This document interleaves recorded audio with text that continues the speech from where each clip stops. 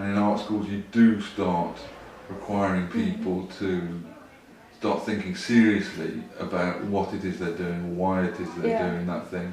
Although it doesn't get you around the not quite sure, but there's a period in your life when you've done enough that it becomes sensible to stop doing what you were doing, maybe, or to have what you were doing challenged by people who are saying there's no point in doing that, or why paint cats? Who wants to see cats? Or or why are you painting them like that? Or why are you painting at all? All of those things, that is good for art school, but it's stupid, I think, for schools, because everybody comes out and they're all top and no bottom. They're all froth and no. Well, I don't know how to finish that sentence, but you know what I mean. I painted and drew furiously as a kid. That's all I did. And I went to art school and I got that kicked out of me. The art school I went to was pretty sympathetic to painting. But at the same Which art school is this? A place called the Ruskin School of Fine Art and Drawing in Oxford. 2 weeks. And I think it's got, as everybody has, a sort of conceptually based course. Whereas the course that I did was drawing based, effectively. And then there was a sort of an oppositional wing to it that was represented by my tutor down at Bullingdon. The sculpture place was down at Bullingdon Road, and all of those people who thought that the Ruskin itself was a bit musty and they wanted to be a bit cool and trendy, sort of went down, associated themselves down there, and they were all and it was all very exciting down there. So when I was at art school, I did paint most of the years there. I think the third year I started making a lot of big installations, ripping up mattresses and embedding objects in different objects, and I was really impressed by people like Tony Cragg and Anish Kapoor, who were just coming up out of that sort of whole new British sculpture, and I thought it was really exciting, and I did that for 10 years. So how do you make money from that kind of work then? There are two ways of making money from work. If you're working sort of within that dominating discourse that is represented by conceptual art, or that has been all the rage for the last 20 odd years. You organise with other artists, you network furiously, you get grants from grant awarding bodies, you associate yourself with galleries that align themselves with that way of thinking, with the art schools, with the big institutions, and you don't expect to sell to any normal person. And you don't expect to sell anything at all until you sort of break in to a gallery. So throughout, as a result of all of your connections and all of your activity and all of the exhibitions that you'll have been involved in, you will at some point maybe be invited, and through the shows that you've mounted yourself, where you won't sell anything, you may at some point have generated sufficient interest in your work by significant people within your wider network that a gallery will invite, that is aligned to that way of thinking, that is not commercial in the normal run of things, but is but sells at the high end. At that point you may be taken on as an interesting new artist to sort of feed into the system, and at that point you can sell for very high amounts of money. So it sort of goes from feast famine to feast very quickly. You know, nothing. In terms of sales, you will get. It will be very possible to make, you know, public sculpture or public intervention. You'll get grants to do things. You can get supported in projects that you might, you know, set up with other artists in different towns, different places. All of this, there's a mechanism that you can feed yourself into and ensure that you're part of, that will keep you going. You know, get some. You probably have to teach in an art school, and then, or do something else. You know, or have another job. You know, a job that doesn't matter. But that allows you to continue making your work and developing this network, and then you can make some money. And the vast majority don't make any money from it. Then there is the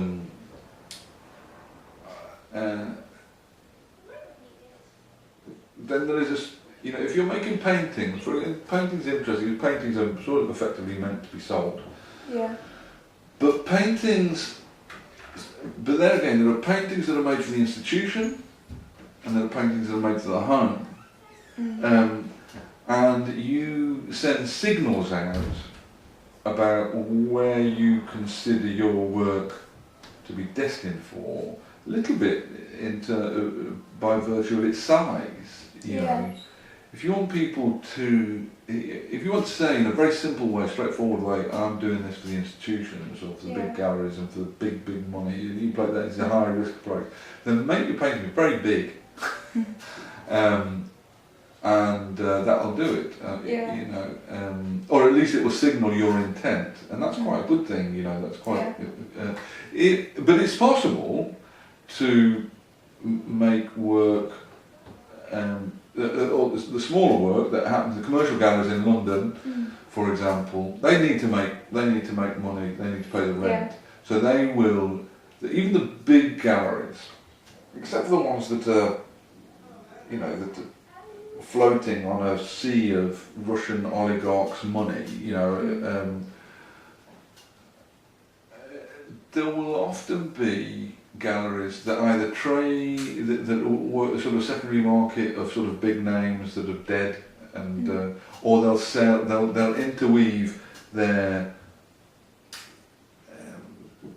sort of risky shows with bankers, where they'll have you know, within their stable of artists, a bunch of artists they know that they will always sell out to a sort of an affluent middle class, where they can sell for £10,000-20,000 and that's fine, but they're not going to get the stellar money, you know. So, and then you get other artists, you know, who are making work for people's homes, wealthy people's homes, but that have got no sympathy or thought to engage with the institutional art world. So do you think it's possible to go through art school just doing commercial work and not?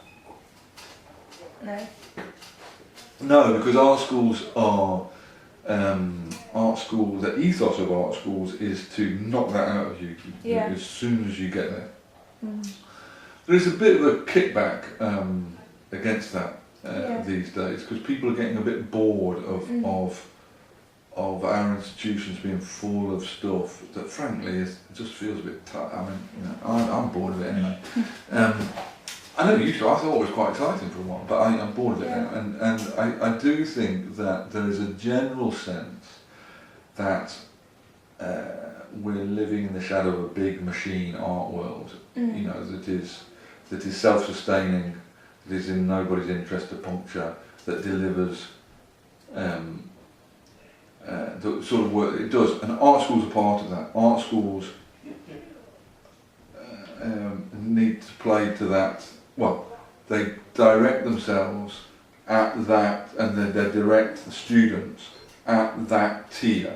You know, the top flight international art scene, the artists that people are talking about, and it's natural that they do so. Bearing that in mind, it's very difficult for me to imagine of an art school that somebody could go to where it would be possible to sort of say you wanted to hone some a series of techniques that delivered a package that you knew was going to be built commercial, you know. Yeah.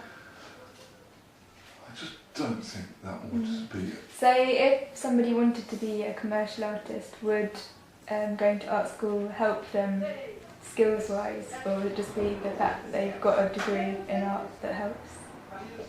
No, the degree in art doesn't help at all. The network that is developed through art school might help. Yes.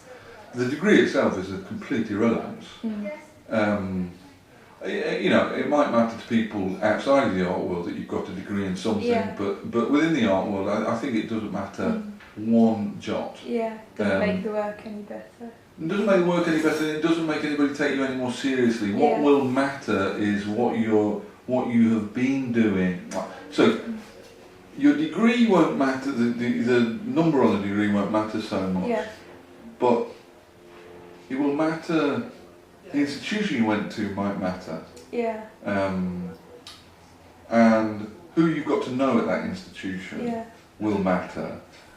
And so the trajectory that those things combine to describe matters.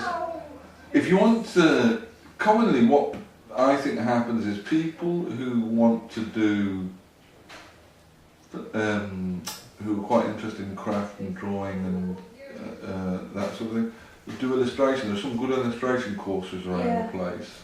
An example is a Russian artist who works in Cambridge, actually, called Ilya Komjamchuk or something. She, I think, is a resident at Ateliers at the moment, and she went to St. Petersburg art school in Russia, and she was really, and they're very traditional the way they sort of teach their courses, and then she came over here to St. Martin's to do an MA or a BA over here, and she was effectively threatened with expulsion, you know, kicked off the course if she carried on painting in the way that she was painting when she was, and basically what I think she was doing, she was continuing to paint in the way that she'd been taught to paint, or she'd learned how to paint at St. Petersburg, which is very traditional classical sort of way of painting. And they said that she was going to fail the year if she didn't stop it. So I think that's a really, and I was slightly depressed, but not especially surprised by that, and that is probably the clearest way of answering your question. Yeah, because at A level, I think it's still quite skills-based, technical skills, so you're encouraged not to do the kind of conceptual installation work, but then I'm not sure how that translates into, when you're preparing for your portfolio for university, the work they're looking for in portfolios. If you're encouraged to do technical work at A level, and then as soon as you go there, they don't want you to do that. At the end of the day, whether you're sort of skills-based or conceptual, or I mean, it's a really terrible way of sort of dividing, but you know what I mean. At the end of the day, it's a little bit about personality, well, a lot about personality, and I think people get recruited, get picked up by art schools because whoever's selecting thinks you will be interesting and do interesting stuff. What you want to show is momentum. When people go to art school with their portfolio, people will want to see a lively personality exhibited in the work, and a sort of an inquiry. So if drawing is in there, for example, if traditional drawing is part and parcel of what you like doing, then if it's very, very good, then that will testify to a passionate interest, because you don't get very, very good at drawing without actually pouring, lots and lots of time and effort into it. If it's just a bit dull, it won't be the fact that it's drawn so much as the fact it's dull. You're not putting enough time, it's not good enough. If you just arsing around and putting together some sort of, clever stuff that's actually got no bottom to it, I think that'll be found out as well. I think it's personality that people recruit on. I genuinely do. I used to interview for art schools, and I, in common with other people, you would sit down and talk about whether you thought they would do well, whether they were really interested and interesting. I do think that it's the engagement of the work that is important, and not the nature of the work. You would hope that the recruiters would know enough to be able to filter the good from the bad, or the engaged from the not engaged. Well, you don't want zombies, and you don't want super cool kids, who would just, you want people who are engaged and are going to risk a little bit, and have ambition. So the thing that can be laid against somebody who just who hasn't diverted from a particular route is that it might suggest, not always, but it might suggest that these people lack ambition and lack inquiry, lack appetite, or lack the willingness to sort of step out of themselves. But a lot of it will come down to what the course wants to do. What does the course want to be considered? The Ruskin is a good case in point. It is heavily conceptual. It's not primarily a painting school anymore. When I was there, it was a painting school. But there are flavours of art schools and different departments that cater for different sorts of students. So if you go to the Ruskin with a quite traditional portfolio, I think they probably, it's not that they might reject you, but they might also think, why they applied here? Because this is not the art school for you. Whereas, I don't know what the Slade's doing now, but it was, it's also going back, long. It used to be sort of quite a good painting school. Definitely got a good school department. It might be a little bit more, sympathetic to more traditional painting approaches. I think it's very interesting. Oh, and a little bit of a pity what's happened at the Ruskin. To some extent, I think it's being provoked by, it's power and money, but also the drift of developments in the international art scene, and the Ruskin felt that in order to, keep itself relevant and at the forefront of, and at the top of the tree, it had to change its nature, because if it carried on as it was, then it was not going to be taken seriously anymore. And to some extent, all art schools have had to adopt a similar approach. I mean, there are art schools around the world. There is this, like I say, this slight revolt against the dominating ideology, and so there are art schools around the world that offer a full-bore kind of like old-fashioned painting atelier sort of system. In America, there's a load of those in America. And I heard there's a couple in Florence. That's right, Florence. And I think, in fact, the people next door, they went to that for 2 years. I don't wonder whether they're there. When we finish, I'll introduce you.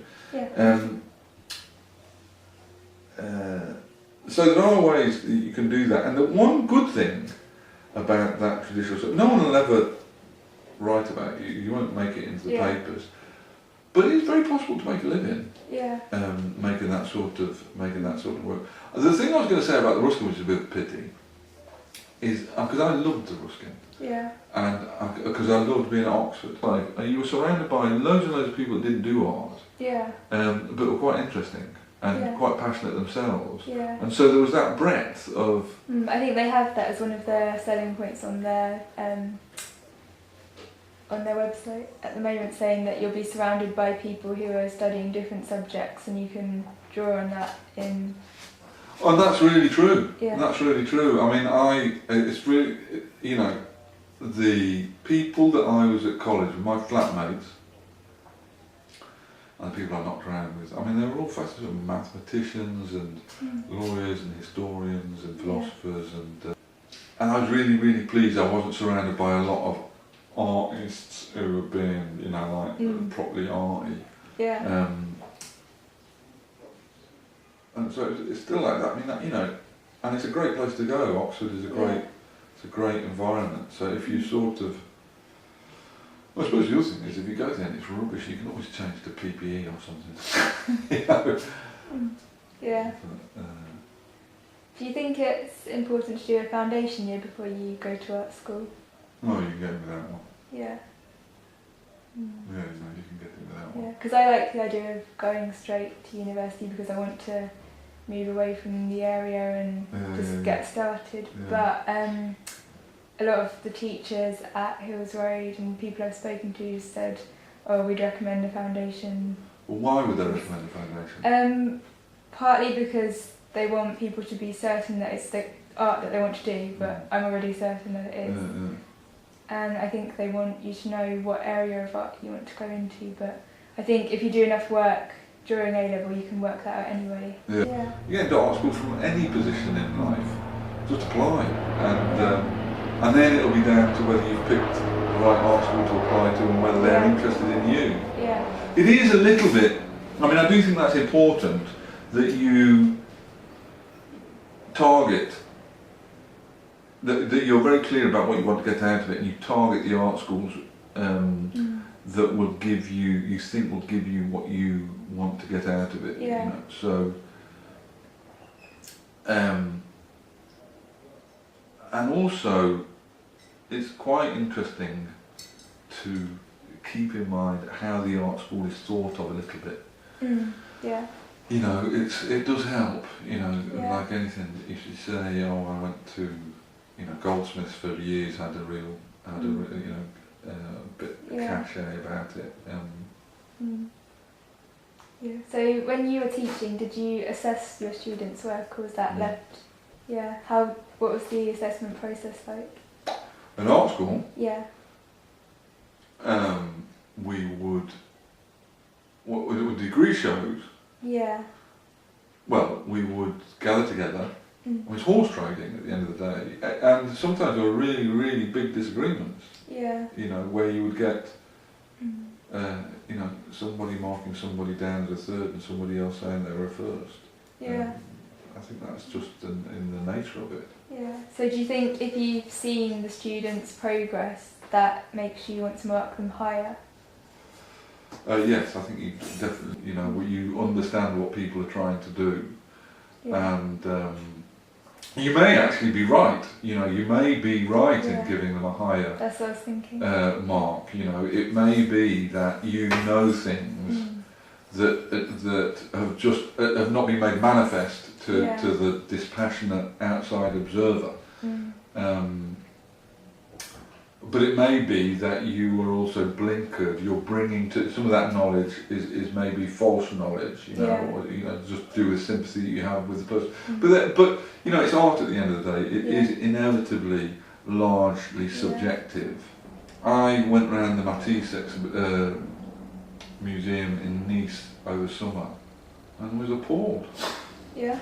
And had I been marking the Matisse exhibition as a I would have thought I would have been given it quite a poor mark.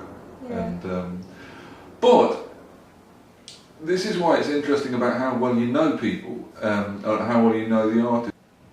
The personality of the artist is very important. I mean, you can't get away. I mean, you make art. You know, making art is not like joining a business. You're not being an engineer. So So understanding the person is quite important, and certainly when you're selling, people when they're buying a piece of work for lots of money, they're not buying the object on its own. Yeah. They're buying a bit of the artist. So the artist, the personality of the person doing it, their trajectory, their background, their history, that is an important constituent part of your assessment. Yeah, I find that I tend to like the work of artists who I've possibly met or that their personality comes across well. Well, I think that's right.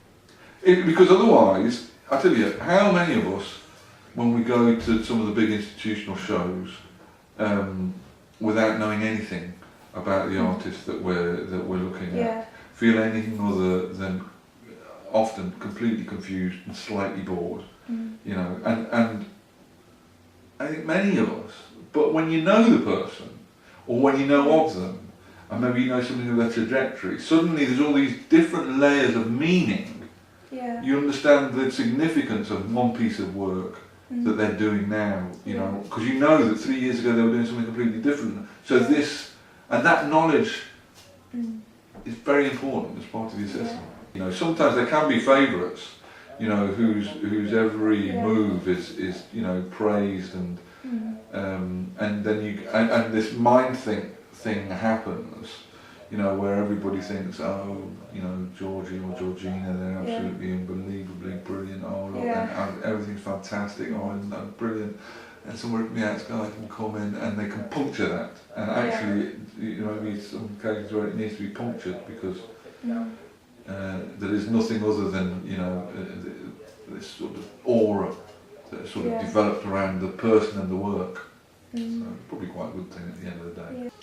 Some student might appear to be the messiah to you know, one moderator and appear to be the devil to another. I mean, obviously they have to guard against that, but I can't imagine how you can, you know, entirely. Yeah. Can you think of any ways that it could reach a midpoint between moderators who don't know the people and the teachers that do know them and want good marks for their reputation?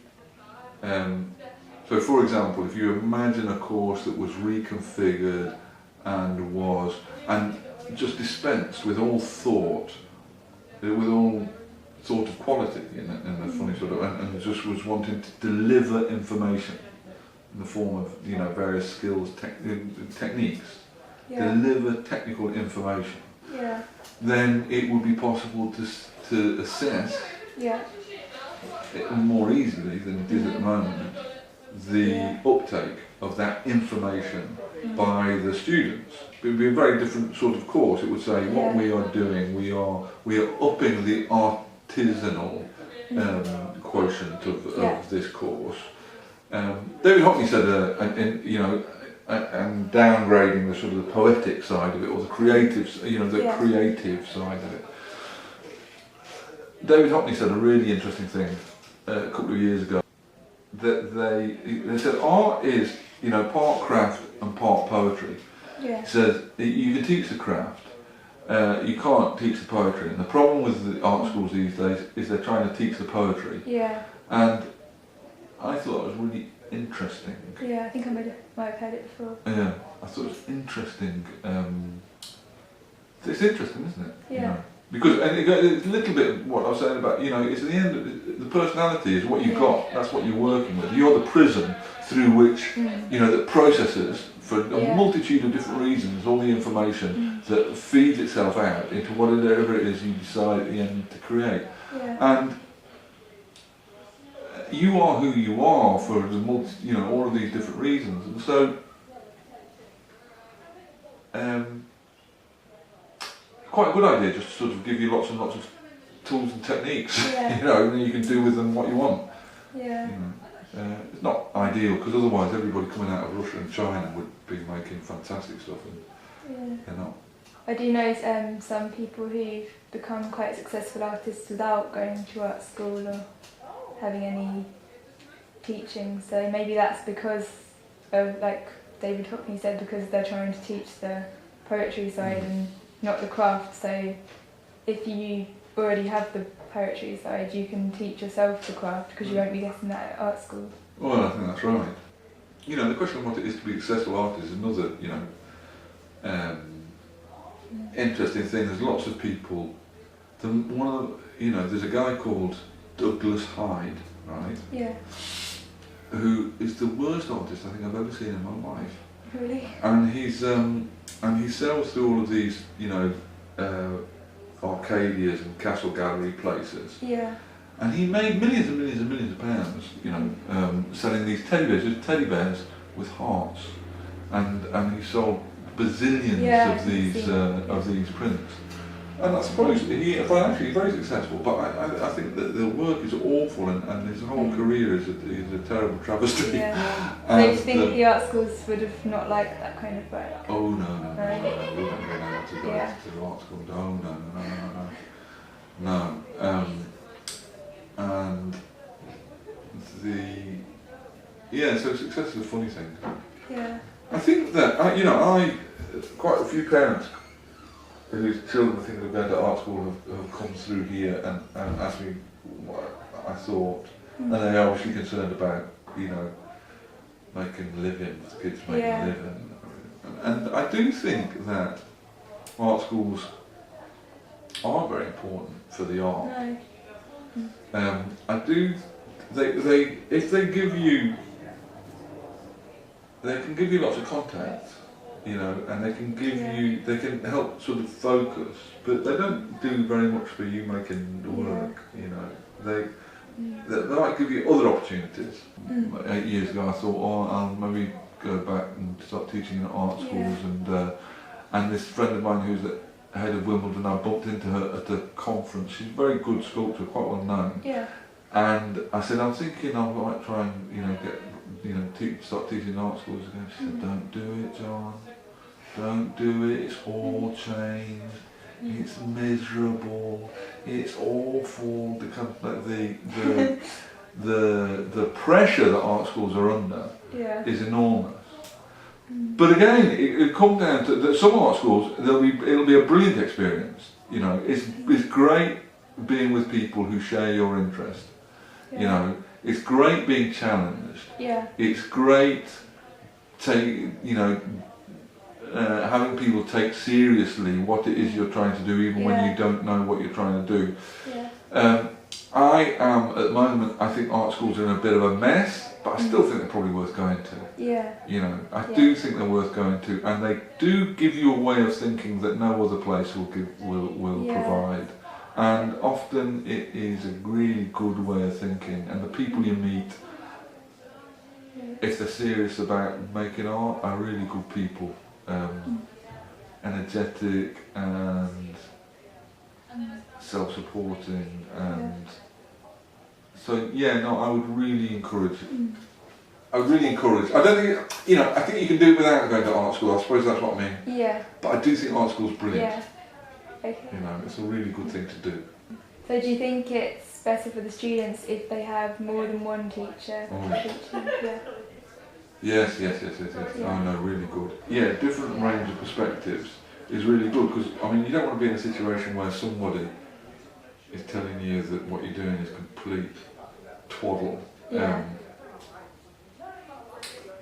It's quite good if you get. It's quite good if somebody says that, and then you've got somebody else saying, "Don't listen to a word that they're saying," you know, and you understand that you're part of a debate. You know, art school, it is a good thing because you're taking more responsibility. It's not something you're just doing a couple of hours a week or a couple of hours a week. When I was working concepting in Sony, I used to hate. There would be committees of people that would be looking at my work, and I used to hate it because you'd always get people saying, "Oh, it's the wrong blue." Oh, I think his hand should be more like this. I think, can we not have him looking this way? It would be better if it was like this. These are all opinions at the end of the day. It goes to the heart of what we've been talking about all the way through. How do you assess? How do you assess people's work at school? And I sort of think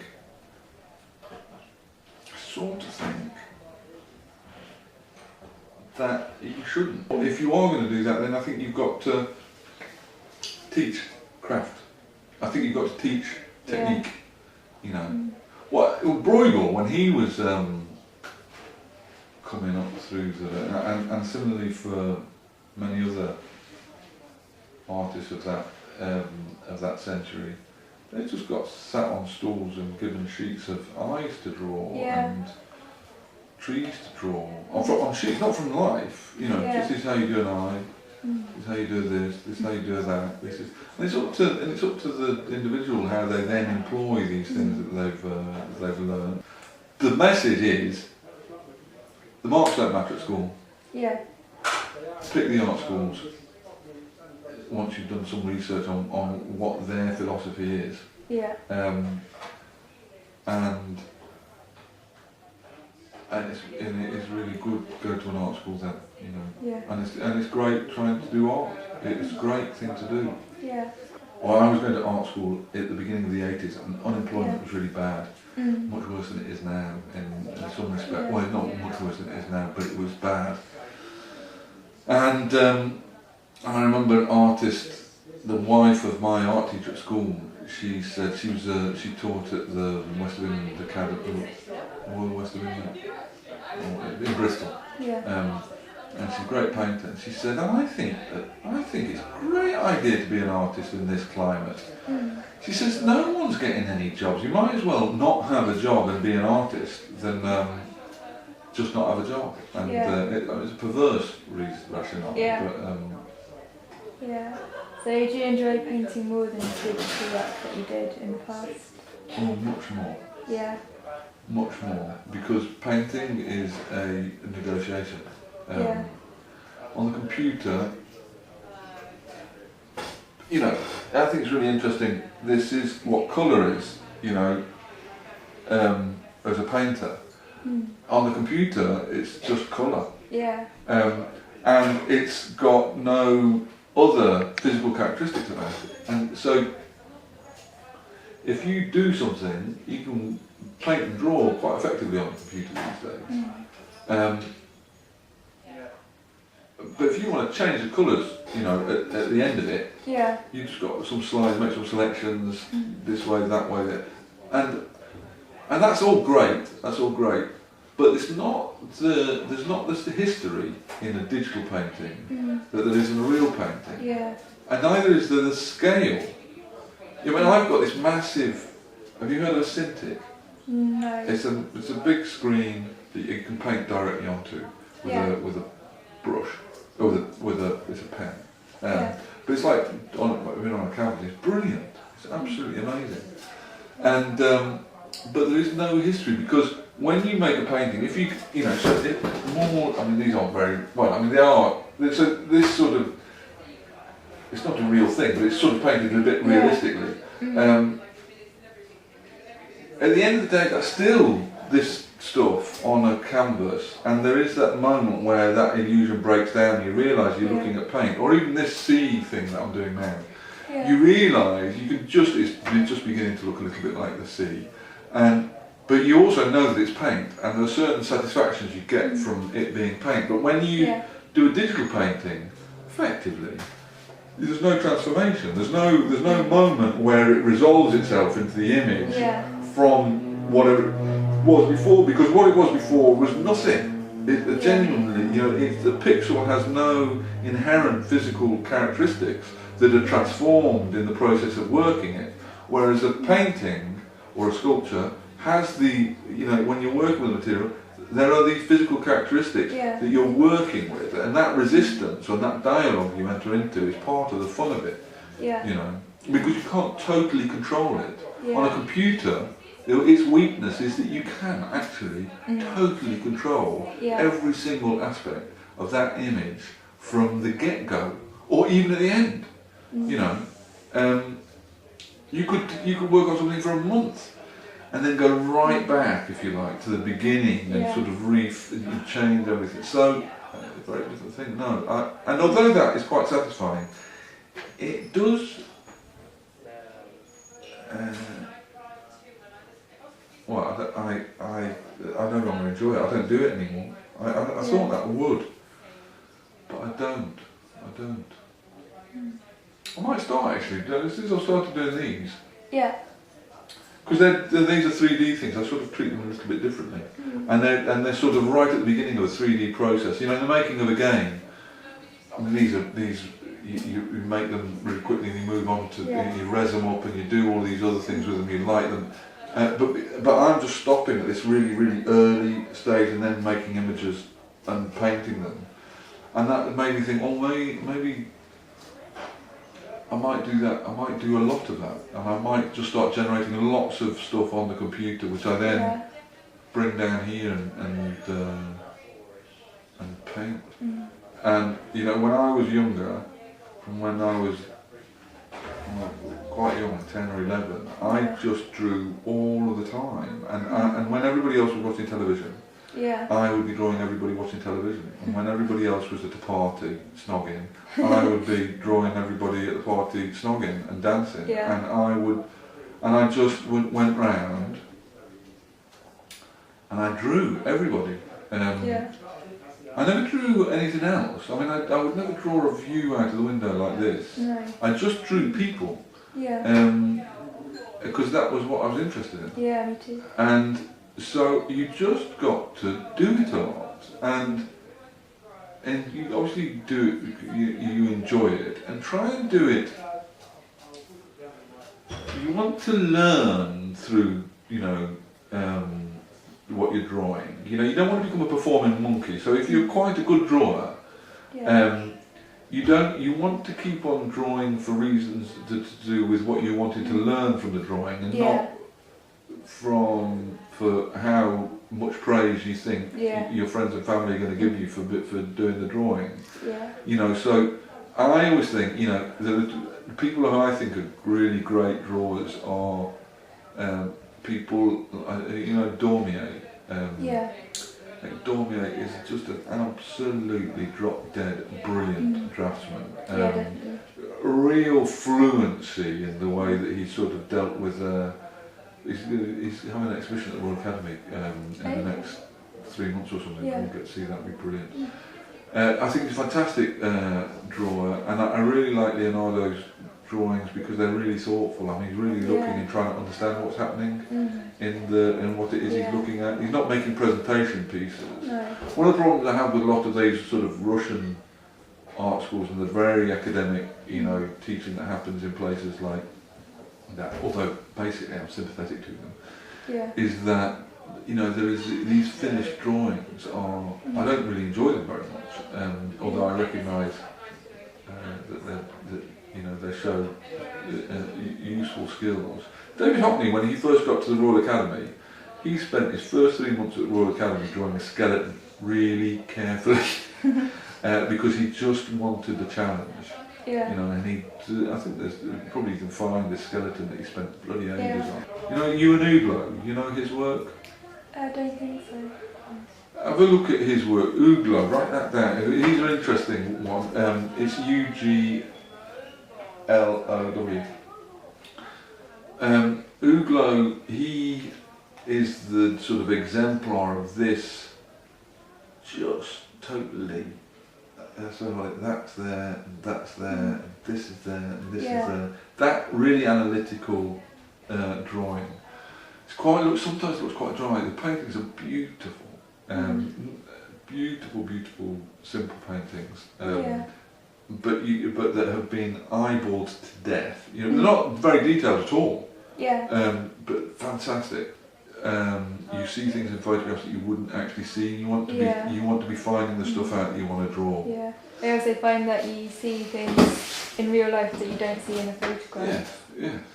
And you don't feel obliged in real life to over. I think there's less overdrawing that goes on when you're kind of like when you've just got a short amount of time, relatively short amount of time to draw something. It's less likely that you will overdraw, but you're just confronted with a real thing.